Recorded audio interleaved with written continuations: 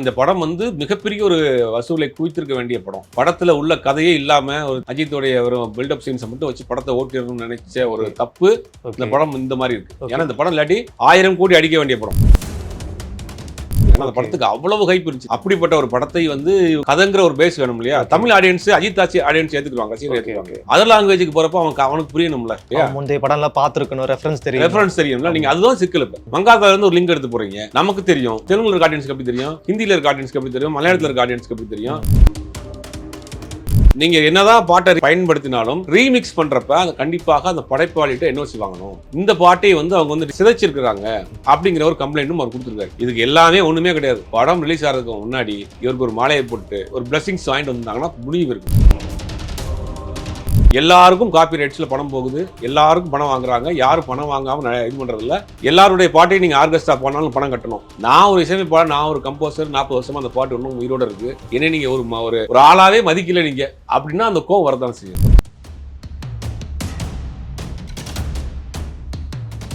Bharat Institute of Higher Education and Research. Accord voice நேயர்களுக்கு வணக்கம். நான் உங்க சுஷீந்திரன். இன்னைக்கு நம்ம கூட இருக்க ஸ்பெஷல் கெஸ்ட் யாருன்னு பாத்தீங்கன்னா திரை விமர்சகர் சுபேர் அவர்கள். வணக்கம் சார். வணக்கம். எப்படி இருக்கீங்க? நல்லா. குட் பேட் அக்லி படம் வந்து ரிலீஸ் ஆகி நல்ல வரவேற்பு கிடைச்சிருக்கு. எல்லாருமே கொண்டாடி தீர்த்தாங்கன்னு நினைக்கிறேன். ஆனா இப்போ வந்து கலெக்ஷன்ஸ்ல எந்த அளவுக்கு போயிட்டு இருக்கு, புக்கிங்ஸ்ல எந்த அளவுக்கு போயிட்டு இருக்கு? இப்போ பாத்தீங்கன்னா இந்த இன்னைக்கு நீங்க வெள்ளிக்கிழமை வரைக்கும் கிட்டத்தட்ட 100-110 கோடி ரூபாய் வரைக்கும் தமிழ்நாடு தியேட்டரிக்கல் கிராஸ் ஓகே வந்திருக்கு. ஆல் ஓவர் தியேட்டரிக்கல் கிராஸ் மட்டும் கிட்டத்தட்ட ஒரு 200 கோடி ரூபாய்க்கு வந்திருக்கும். இதுதான் இப்போ உள்ள நிலவரம். வேர்ல்டு வைடே 200 கோடி ரூபாய் வந்திருக்கும். ஆனா வந்து காஸ்ட் ஆஃப் ப்ரொடக்ஷன் பாக்குறப்ப அது எங்கேயோ போய் நிற்கும். படம் வந்து அண்டர் ப்ரொடக்ஷன்ஸ்ல ஒரு வருஷம் இருந்தது. இன்ட்ரெஸ்டே கிட்டத்தட்ட 10 கோடி ரூபாய்க்கு மேல இருக்கு அப்படிங்கிறாங்க. ஒரு வருஷம் ப்ரொடக்ஷன்னா இன்ட்ரெஸ்ட் மட்டும் 10 கோடி ரூபா வரும். அப்படிங்கும் போது இப்போ படத்தினுடைய ஓவராலா பட்ஜெட் வந்து 250 ரூபாய், 250 to 280 கோடி ரூபாய் வரைக்கும். இதுல அஜித் அவர்களுக்கு 100 கோடி சம்பளம்ன்றாங்க. ஆமா, அதெல்லாம் சேர்த்து உங்களுக்கு 250 to 280 ரூபாய், 250 கோடி ரூபாய் சாலிடா வரும். அப்படிங்கும்போது ஓடிடி, சேட்டலைட்டு, மற்ற பிசினஸ்லாம் இருக்குல்ல, அதெல்லாம் வச்சு படத்துக்கு ஒரு கணிசமான ஒரு லாபம் கிடைச்சிருக்கு. ஓகே, போட்ட காசு எடுத்திருப்பாங்க, இல்லாட்டி குறைஞ்சபட்சம் கொஞ்சம் லாபம் கிடைச்சிருக்கு. லாபம் உள்ள படம் தான். ஆனா இந்த படம் வந்து மிகப்பெரிய ஒரு வசூலை குவித்திருக்க வேண்டிய படம். ஆமா, படத்துல உள்ள கதையே இல்லாம, ஒரு திரைக்கதையே இல்லாம அஜித்தோடைய ஒரு பில்டப் சீன்ஸை மட்டும் வச்சு படத்தை ஓட்டிடணும்னு நினைச்ச ஒரு தப்பு இந்த படம் இந்த மாதிரி இருக்கு. ஏன்னா இந்த படம் இல்லாட்டி 1000 கோடி அடிக்க வேண்டிய படம், குறைந்தபட்சம் 500 கோடியா அந்த படம் அடிச்சிருக்கும். ஏன்னா அந்த படத்துக்கு அவ்வளவு ஹைப் இருந்துச்சு. நம்மளே நிறைய பேசணும். அப்படிப்பட்ட ஒரு படத்தை வந்து இவங்க வந்து உள்ள வந்து கதைங்கிற ஒரு பேஸ் வேணும் இல்லையா? தமிழ் ஆடியன்ஸ் அஜித் ஆடியன்ஸ் ஏத்துக்குவாங்க, ரசிகர் ஏத்துக்குவாங்க. அதர் லாங்குவேஜுக்கு போறப்ப அவனுக்கு புரியணும்ல. அவனுக்கு கதை தெரியணும் இல்லையா? முந்தைய படம்லாம் பார்த்திருக்கணும், ரெஃபரன்ஸ் தெரியும்ல. நீங்க அதுதான் சிக்கல். இப்ப அந்த ஆடியன்ஸை போய் ரீச் ஆகாம போனதுக்கு மங்காத்தால இருந்து ஒரு லிங்க் எடுத்து போறீங்க. நமக்கு தெரியும், தெலுங்குல இருக்க ஆடியன்ஸ்க்கு எப்படி தெரியும், ஹிந்தில இருக்க ஆடியன்ஸ்க்கு எப்படி தெரியும், மலையாளத்துல இருக்க ஆடியன்ஸ்க்கு எப்படி தெரியும். அது வந்து எல்லா ஆடியன்ஸையும் மைண்ட்ல வச்சு படம் பண்ணணும். அதுதான் பிசினஸ் ஆகும். அதுல கொஞ்சம் விட்டுட்டாங்க. இல்லைன்னா அந்த படம் 500 ரூபாய் அடிச்சிருக்கும் கண்டிப்பா. குட் பேட் அக்லி படத்துல வந்து நிறைய விண்டேஜ் சாங்ஸ் யூஸ் பண்ணியிருந்தாங்க. இளையராஜா அவர்கள் வழக்கம் போல ஒரு நோட்டீஸ் போட்டு விட்டாரு.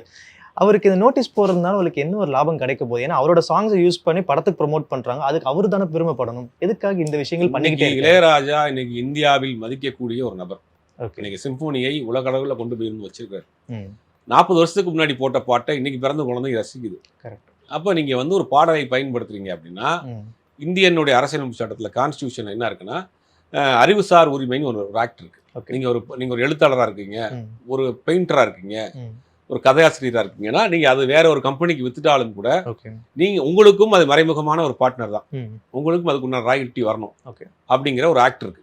இப்ப ஐபிஆர்எஸ்னு ஒரு அமைப்பு இருக்கு, இந்தியன் பெர்ஃபார்மிங் சொசைட்டின்னு ஒன்று மும்பையில் இருக்கு.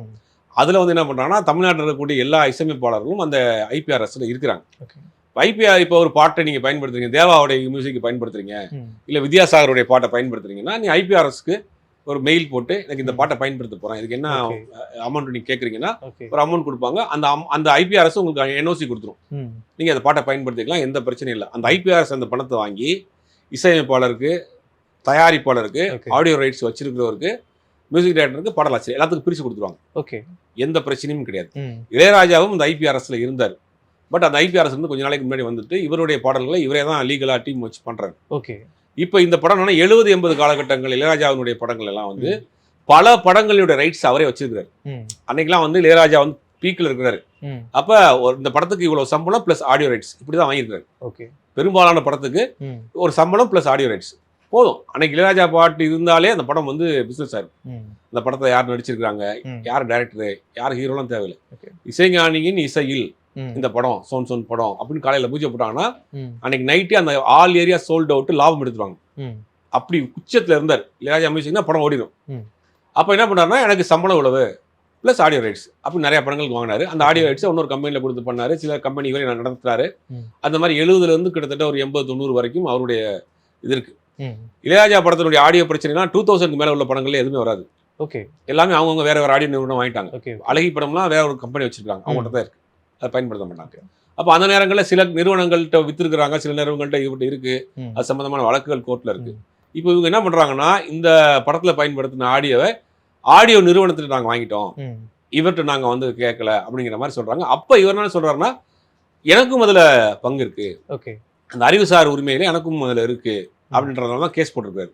அது ரெண்டாவது என்னன்னா ஒரு சின்ன ஒரு ஈகோ தான். ஒரு இவ்வளவு பெரிய படம், தமிழ்நாட்டுல இவ்வளவு பெரிய படம், இவ்வளவு பெரிய பட்ஜெட் படம், நீங்க அவர்கிட்ட போய் ஒரு கட்டசைக்கு ஒரு விசிட் போயிக்கலாமே. 3 பாட்டு பயன்படுத்துறீங்க அந்த படத்துல, 3 பாட்டு பயன்படுத்துறீங்க. பட் இந்த சைட்லயே தவறு இருக்குல்ல சார்? எதுக்கு இவங்க புது சாங்ஸ் ட்ரை பண்ணலாம்ல? எதுக்கு விண்டேஜ் ரெஃபரன்ஸ் ரீமேக்ஸ் இப்படியே போயிட்டு இருக்காங்க? அதுதான் அவரு இளையராஜாவும் கேட்கிறாரு. நீங்க ஏன் ஒரு பாட்டை நீங்க கிரியேட் பண்ணுங்க, நான் போட்ட பாட்டை 40 வருஷத்துக்கு முன்னாடி போட்ட பாட்டை பயன்படுத்துறீங்க, நீங்க ஒரு பாட்டை பயன்படுத்து, ஒரு பாட்டு நீங்க ரெஃபரன்ஸ் வைக்கலாம். 3 பாட்டை அவருடைய பாட்டை நீங்க பயன்படுத்துறீங்க. அப்புறம் இன்னொரு காரணம் என்ன சொல்றாங்கன்னா நீங்க என்னதான் பாட்டை ரீமிக்ஸ் இதை வேற பயன்படுத்தினாலும் ரீமிக்ஸ் பண்றப்ப அது கண்டிப்பாக அந்த படைப்பாளிகிட்ட என்ஓசி வாங்கணும். ஓகே, இந்த பாட்டை வந்து அவங்க வந்து டிசார்ஜ் இது பண்ணியிருக்காங்க, சிதைச்சிருக்காங்க அப்படிங்கிற ஒரு கம்ப்ளைண்ட்டும் அவர் கொடுத்துருக்காரு. ஓகே, இதுக்கு எல்லாமே ஒண்ணுமே கிடையாது. படம் ரிலீஸ் ஆகிறதுக்கு முன்னாடி மியூசிக் டைரக்டரும் டைரக்டரும் போய் இவருக்கு ஒரு மாலையை போட்டு ஒரு ஒரு ஒரு பிளஸிங்ஸ் வாங்கிட்டு வந்தாங்கன்னா முடிவு இருக்கும். ஓகே, நான் ஒரு இசையமைப்பாளர், நான் ஒரு கம்போசர், 40 வருஷமா அந்த பாட்டு ஒன்றும் உயிரோட இருக்கு, என்ன நீங்க ஒரு ஆளாவே மதிக்கல நீங்க அப்படின்னா அந்த கோவம் வரதான் செய்யும்.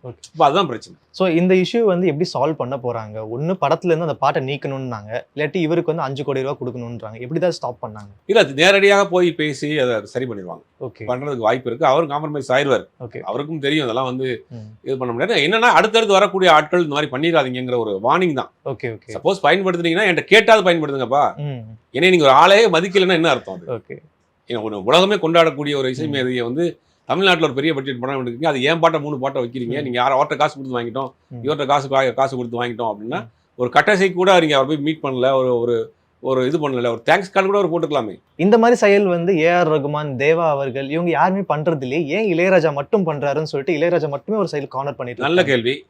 எல்லாருமே இதுதான் பேசுறாங்க. இளையராஜா பாட்டுக்கு மட்டும் ஏன் பிரச்சனை? ஏற்கனவே சொன்ன பாத்தீங்களா ஐபிஆர்எஸ், எல்லாருமே ஐபிஆர்எஸ்ல இருக்காங்க. ஓகே, நீங்க இளையராஜாட்டே, ஏஆர்ரஹ்மான்ட்டே, தேவாட்டே, வித்யாசாகர்ட்டே, பரத்வாஜ்ட்டே நீங்க பெர்மிஷன் வாங்க தேவையில்லை. ஐபிஆர்எஸ்ல வாங்கினா போதும். ஓகே, ஐபிஆர்எஸ் வந்து அவங்களுக்கு பிரிச்சு கொடுத்துருங்க காசை, பிரச்சனை முடிஞ்சுச்சு. இவர் ஐபிஆர்எஸ்ல இல்ல, இதுதான் பிரச்சனை. ஓகே, எல்லாருக்கும் காப்பி ரைட்ஸ்ல பணம் போகுது, எல்லாருக்கும் பணம் வாங்குறாங்க, யாரும் பணம் வாங்காம இது பண்றது இல்ல. எல்லாருடைய பாட்டையும் நீங்க ஆர்கெஸ்ட்ரா போனாலும் பணம் கட்டணும். தேவா பாட்டா இருக்கட்டும், வித்யாசாகர் பாட்டா இருக்கட்டும், பரத்வாஜ் பாட்டா இருக்கட்டும், ஏஆர்ரஹ்மான் பாட்டா இருக்கட்டும், எல்லாரும் காப்பி ரைட்ஸ் ஆக்ட்ல அந்த ஐபிஆர்எஸ்ல இருக்கிறாங்க. நீங்க பாடல் ஆர்கெஸ்ட்ராவை பயன்படுத்தினாலும் சரி, இல்லை நீங்கள் வந்து அதை வந்து படத்தில் பயன்படுத்தினாலும் சரி, வேறு எங்கே பயன்படுத்தினாலும் காசு கொடுத்து தான் வாங்கி பயன்படுத்துகிறாங்க. எல்லாருக்கும் காப்பிரைட்ஸில் பணம் போயிட்டு தான் இருக்குது. ஸோ ஒரு இளம் நடிகர் ஸ்ரீ அவர்கள் நிறைய நல்ல படங்கள் கொடுத்தார். ஓநாயும் ஆட்டுக்குட்டியும், வழக்கெண் 18 மாநகரம், இந்த மாதிரி நிறைய படங்கள் கொடுத்தாரு. கடைசியாக வந்து இருக்கப்பட்டு வந்துச்சுன்னு நினைக்கிறேன். ஸோ இதுக்கப்புறமாவே அவர் சினிமாவில் வந்து இல்லைன்னு தான் சொல்லலாம். இப்போ ரீசெண்டாக அவரோட வீடியோஸ் நிறையா வந்துச்சு. இப்போ கூட வந்து ரீசெண்டாக மருத்துவர் கண்காணிப்பில் இருக்கார் தான் ஒரு வீடியோ வந்துச்சு. ஸோ லோகேஷ் கனகராஜும் சொல்லியிருந்தாரு, இனிமேல் அவரை டிஸ்டர்ப் பண்ணாதீங்க, மீடியா பர்சன்ஸ் கொஞ்சம் பார்த்து பேசுங்க, அவரை ரொம்ப வேற மாதிரி ப்ரொஜெக்ட் பண்ணுறீங்க, ஸோ அவருக்கும் ஒரு ப்ரைவசி வேணும், அவர் கண்டிப்பாக வந்து இப்போ ட்ரீட்மெண்ட்டில் இருக்காருன்னு. உண்மையில என்ன தான் ஆச்சு? ஒரு நல்ல கலைஞன், ஃபர்ஸ்ட் வந்து ஒரு டெக்னீஷியன். ஓகே, ஒரு விஸ்காம் முடிச்சுட்டு ஒரு டைரக்டர் ஆகணும்னு ஆசைப்படுறாரு. ஓகே, ஏடி ஆகணும்னு ஆசைப்பட்டு தான் கனாக்காலம் காலங்கள் டீம்ல ஏடியா ஜாயின் பண்றாரு. அப்புறம் நடிக்க வர்றாரு. அதுக்கு பிறகு என்ன பண்றாருன்னா நம்ம வழக்கெண் 18 படத்துல நடிக்கிறாரு. அது நமக்கு தெரியும். அதற்கு பிறகு எஸ்ஆர் பிரபு அவர் நல்ல நண்பர்கள். ஓகே, ட்ரீமாரியார் ப்ரொடக்ஷன், எஸ்ஆர் பிரபு நல்ல ஃப்ரெண்டு. எஸ்ஆர் பிரபு கம்பெனில கதை கேட்கக்கூடிய இலாக்காவில் முக்கியமான ஆளா இருக்கிறார். ஓகே, யாரு? ஸ்ரீ. அப்ப லோகேஷ் கனகராஜ் அந்த கம்பெனிக்கு கதை சொல்ல வர்றாரு. அப்ப சொல்லப்பட்ட கதை தான் கைதி ஸ்டார்ட் பண்றாங்க. பட் கார்த்தியோட டேட் 1 வருஷத்துக்கு கிடையாது. அவர் வேற ஒரு படத்துல கமிட் ஆயிருக்காரு, முடிச்சுட்டு பொன்னியின் செல்வன் நினைக்கிறேன். ஓகே, அதை முடிச்சுட்டு வர்றதுக்கு 1 வருஷம் ஆகும். அந்த கேப்ல நீங்க என்ன பண்ணுவீங்க, என்ன பண்ணலான்றப்ப வேற ஒரு கதை, ஒரு சின்ன படம் பண்ணுவோமான்னு கேட்கறாங்க. அப்படி ஆரம்பிக்கப்பட்ட படம் தான் மாநகரம். ஓகே, அந்த கதையை கேட்டு லோகேஷ் கனகராஜை ஓகே பண்ணது ஸ்ரீ. லோகேஷ் கனகராஜ் அந்த கம்பெனில வந்து ஓகே பண்ணி டைரக்டர் ஆக்குனது ஸ்ரீ. இப்படிதான் நடந்துச்சு, இப்படி போயிட்டு இருக்கு. அப்புறம் மாநகரம் பண்ணாங்க, அதுக்கப்புறம் அதே கம்பெனில இருக்கப்பட்டு பண்ணாங்க. அந்த கம்பெனில ஒரு முக்கியமான ஆள் எப்பயுமே அங்கதான் இருப்பார். யார் கேட்டாலும் ஸ்ரீயை மீட் பண்ணா ட்ரீமரியா ஸ்போக்கன் தான் சொல்லுவாங்க. அந்த மாதிரி தான் இருந்தார். ஓகே. முக்கியமான ஆளுமையாக இருந்தார். ரொம்ப நாளாக அவருக்கு மனநிலை சம்பந்தமான பிரச்சனை இருந்திருக்கு. அதுக்கு ட்ரீட்மெண்ட்டும் எடுத்துட்டு இருந்திருக்காரு. ஓகே. சமீபத்தில் அந்த மெடிசன்லாம் விட்டுட்டார். கடைசியில் ஒரு வருஷமா அந்த மெடிசன்லாம் விட்டுட்டு வீட்டை விட்டுட்டு ஃப்ரெண்ட்ஸை விட்டுட்டு எல்லாரையும் விட்டுட்டு தனிமைப்படுத்தி போய் எங்கேயோ இருந்து அடிக்கடி வீடியோ போட்டு ரொம்ப ஆபாசமான வீடியோ போட்டு உடம்பெல்லாம் ஒரு மாதிரி மெலிந்து ஒரு மாதிரி போனவொடனே சோசியல் மீடியாவில் அது பெரிய வைரல் ஆயிடுச்சு. அப்போ எங்கே இருக்கிறாங்க தேட ஆரம்பிச்சிட்டாங்க. எஸ்ஆர் பிரபு சம்பளம் பாக்கி கொடுக்கல, அதனால அப்படி ஆகிட்டாரு. லோகேஷ் கனகராஜ் அவரை வந்து காப்பாற்றல அப்படின்னு ஆளுக்கு போட்டு எல்லாரும் போட்டு இது பண்ணியிருந்தாங்க. இப்போ அவரை கண்டுபிடிச்சிட்டாங்க. Okay okay. அவரை கொண்டு வந்து ரெக்கவரி பண்ணி மெடிக்கல் ட்ரீட்மெண்ட்டில் வச்சிருக்காங்க. Okay okay. அதை பண்ணது லோகேஷ் கனகராஜ் தான். ஓகே. லோகேஷ் கனகராஜ் டீமை வச்சு தான் தேடி கண்டுபிடிச்சு 2 இடம் சொல்கிறாங்க. ஒன்று ஒரு மலேசியாவில் பினாங்கில் இருந்ததாகவும் அது ஃபாலோ பண்ணி போய் அங்கேருந்து கூப்பிட்டு வந்து இப்போ அங்கேயே வச்சு ட்ரீட்மெண்ட் பார்த்துட்டு இருக்கா சொல்கிறாங்க. ஒன்று பஞ்சாப் பக்கத்தில் ஏதோ ஒரு ஊரில் அவரை ரெக்கவரி பண்ணோங்கிறாங்க. ஏதோ ஒரு இடத்துல நடந்திருக்கு. ஓகே. இப்போ ரெக்கவரி பண்ணிட்டு அண்டர் த ட்ரீட்மெண்ட்டில் இருக்கிறார். ஓகே. இது எல்லாரும் சேர்ந்து தான் பண்ணியிருக்காங்க. ஆனால் இவங்களுக்கே தெரியல அவர் இத்தனை நாள் எங்கே இருந்தாருன்ட்டு. யாருக்குமே தெரியல. பேரண்ட்ஸுக்கே தெரியல, அவங்க அம்மாவுக்கே தெரியல. 2 ஃபோன் நம்பர் வச்சிருந்துருக்காரு. ஒரு ஃபோன் நம்பர் சுவிச் ஆஃப், ஒரு ஃபோன் நம்பரில் வந்து யார் ஃபோனையும் அட்டன் பண்ணுறது. ஓகே.